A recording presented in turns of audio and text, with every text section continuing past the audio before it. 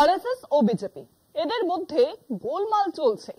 দড়ি টানাটানিতে আটকে রয়েছে বিজেপির পরবর্তী সভাপতির নাম ঘোষণা। হাজার চেষ্টা করেও দিল্লি থেকে লোক পাঠিয়েও মোদি শাহ ব্যর্থ হয়েছেন সভাপতি বেছে নিতে।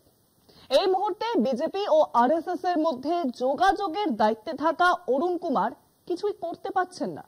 তাই এবার আরএসএস ও বিজেপিকে এক সুতোয় বাঁধার দায়িত্ব পেলেন অতুল লিমায়। দেখা যাক নতুন দায়িত্ব পেয়ে অতুল এই অসাধ্য সাধন করতে পারেন কিনা।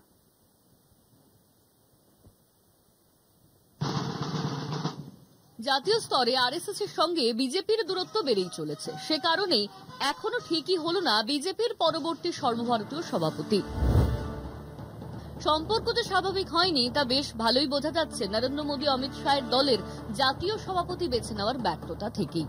সবকিছু স্বাভাবিক থাকলে এক বছর আগেই বিজেপির শীর্ষ জুটি মোদী শাহ দলের অন্য নেতাদের বুড়ো আঙুল দেখিয়ে পরবর্তী সভাপতির নাম ঘোষণা করে দিতেন। কিন্তু তা না করা থেকে স্পষ্ট মানসিক দিক থেকে ভালো নেই বিজেপি। এই মুহূর্তে বিজেপি ও আরএসএস এর মধ্যে সমন্বয়ের দায়িত্বে সংঘের অন্যতম কর্তা অরুণ কুমার। সংঘ সূত্রে খবর, অরুণ কুমার দুই সংগঠনের মধ্যে সমন্বয়ের কাজ ভালোভাবে করতেই পারছেন না এবং তা বুঝতে পারছে দুই পক্ষই।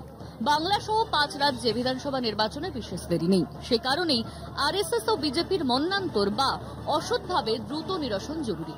আর এই গুরুত্বপূর্ণ কাজের তুলনায় জুনিয়র নেতা যুগ্ম সাধারণ সম্পাদক অতুল কুমার লিমায়কে সমন্বয়কারীর দায়িত্বে আনার কথা ভাবছে দুই শিবিরই।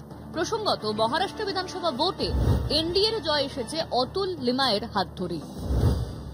আরএসএস ও বিজেপির মধ্যে সমন্বয়ের অভাব প্রকট। এখনো ঠিক হলো না বিজেপির পরবর্তী জাতীয় সভাপতি।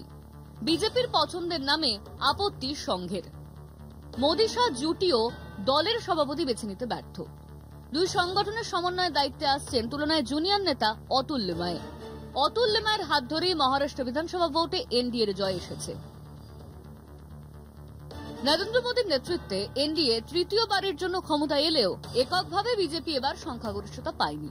লোকসভায় ভালো ফল না হওয়ার কারণ হিসেবে আরএসএস ও বিজেপির সংঘাতই প্রকাশ্যে আসে। লোকসভা ভোটের তুলনায় খারাপ ফলের পরে বিজেপির উপর সংঘের কর্তৃত্ব আরও শক্ত হয়েছে। আরএসএস ও বিজেপির মধ্যে যে মানসিক দূরত্ব লোকসভা নির্বাচনের সময় তৈরি হয়েছিল সেই ক্ষতে প্রলেপ পড়লেও সম্পূর্ণ নিরাময় হয়নি। মতপার্থক্য যে এখনো আছে তা স্পষ্ট হয়েছে এতদিনেও নতুন বিজেপির সভাপতির নাম চূড়ান্ত না হওয়া থেকেই। সূত্রের খবর, সংগঠন আরও শক্তিশালী করতেই অতুল লিমায়ের কথা ভাবা হয়েছে। অতুল মূল সাফল্য লোকসভার মহারাষ্ট্রে খারাপ ফল করা সত্ত্বেও কয়েক মাসের মধ্যে হওয়া বিধানসভা নির্বাচনে এনডিএকে জেতানো। রাজনৈতিক মহলের মতে লোকসভা ভোটের পর বিজেপি, শিবসেনা ও এনসিপির মধ্যে যে পারস্পরিক সন্দেহের অবিশ্বাসের আবহ তৈরি হয়েছিল তা দূর করতে সফল হন অতুল। এবার অতুলের পরীক্ষা আরও উচ্চ স্তরে। মেগাওয়েটদের ঝগড়া থামাতে কতখানি সফল হন অতুল লিমায়ে সেটাই এখন দেখার। কলকাতা টিভি।